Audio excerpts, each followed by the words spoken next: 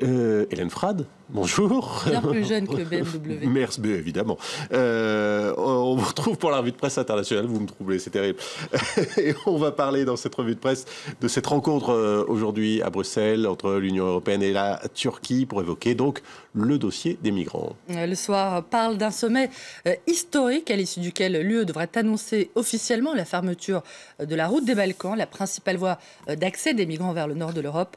En contrepartie, l'UE devrait aider la Grèce à gérer les dizaines de milliers de réfugiés qui vont se retrouver bloqués à ses frontières. Et à la fin, on donna raison à Orban, réagit le journal belge, qui rappelle que le Premier ministre hongrois défendait déjà en septembre dernier l'idée qu'il fallait par tous les moyens colmater les frontières grecques de l'UE.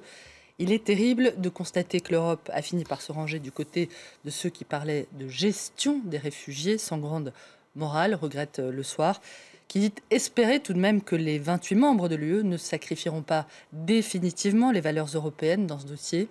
Viktor Orban, dont le nom revient dans l'édito du Independent, rappelant que le dirigeant hongrois a aussi fait savoir que son pays n'accueillera pas un seul migrant de plus, qu'il s'agisse ou non de réfugiés.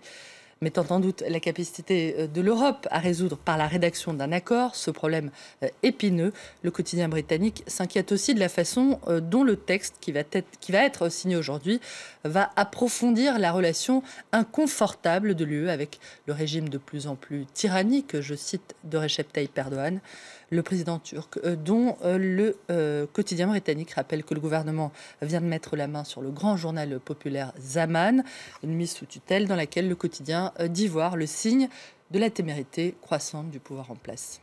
Journal Zaman, donc nouvelle version, qui demande ce matin une aide accrue en faveur de la Turquie pour faire face à cet afflux des migrants. La version anglophone du quotidien, plus précisément, qui rappelle que la Turquie accueille déjà 2 millions de Syriens sur son sol, explique que l'Union européenne se tourne vers elle pour alléger son propre fardeau, assurant que ses 28 membres sont prêts en échange à accélérer son processus d'adhésion et à faciliter les demandes de visa pour ses ressortissants.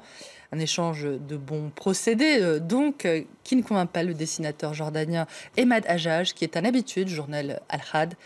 Il a choisi de montrer, on le voit, un réfugié syrien sur le point d'être égorgé par le sabre de l'organisation État islamique, puis par les missiles du régime de Bachar el-Assad et enfin par les frontières de l'Union européenne.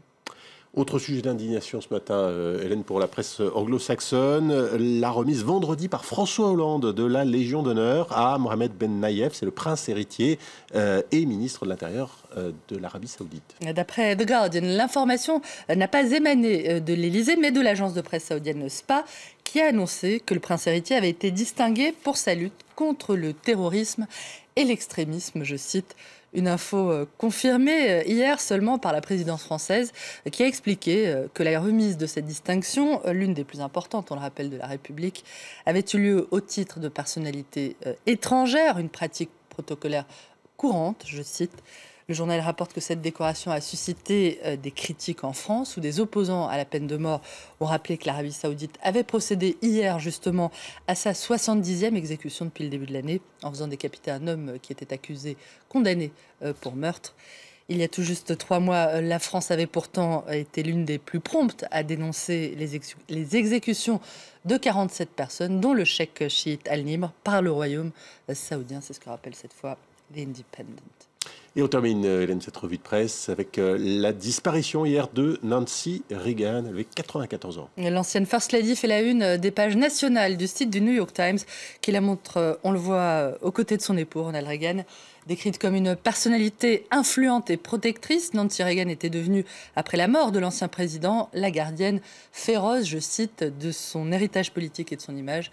Une femme combative, donc, dont Michelle et Barack Obama ont salué la mémoire en rendant hommage à son action caritative, notamment en faveur de la lutte contre la maladie d'Alzheimer, dont Ronald Reagan avait souffert à la fin de sa vie.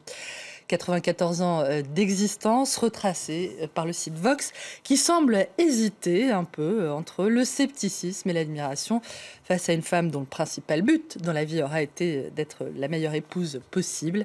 On dit que derrière chaque grand homme, il y a toujours une femme et inversement, bien évidemment. Évidemment. Merci Hélène Frade, merci pour cette revue de presse.